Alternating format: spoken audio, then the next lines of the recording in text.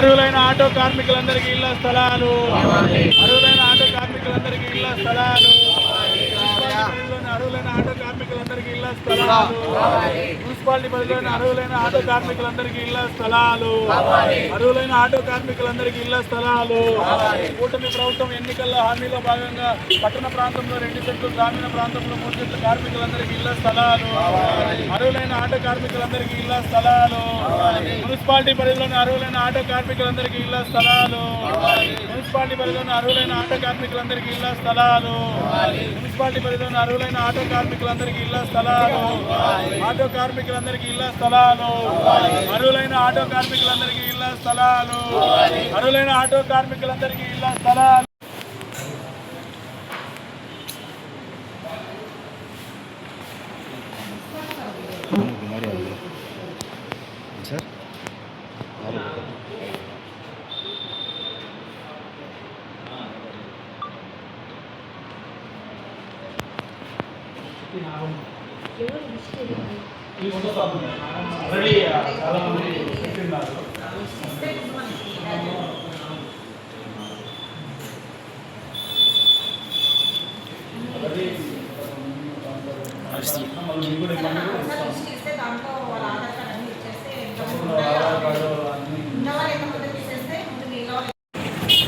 Rayachoti municipality పరిధిలోని అర్హులైన auto కార్మికులందరికీ నివాస స్థలాలు ఇవ్వాలని చెప్పి ఆటో వర్కర్స్ యూనియన్ స్టాండ్ ఆధ్వర్యంలో స్థానిక తహసీల్దార్ కార్యాలయం ఎదుట నిరసన తెలియజేస్తూ ఉన్నాం.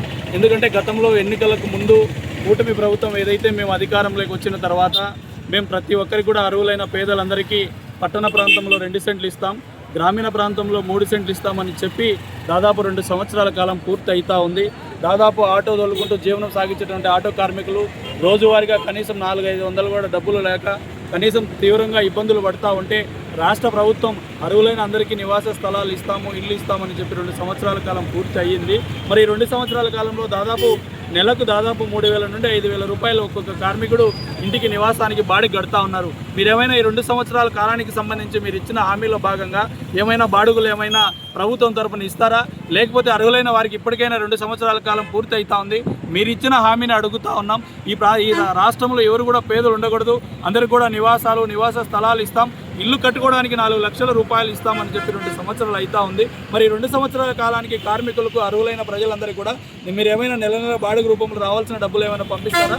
లేకపోతే ఇప్పటికైనా ఇస్తారని చెప్పి కమ్యూనిస్టు పార్టీగా సూటిగా ప్రశ్నిస్తూ ఉన్నాం. కాబట్టి మీరు ఇచ్చిన హామీని నెరవేర్చమని చెప్పి కార్మికులందరూ కూడా అడుగుతూ ఉన్నారు.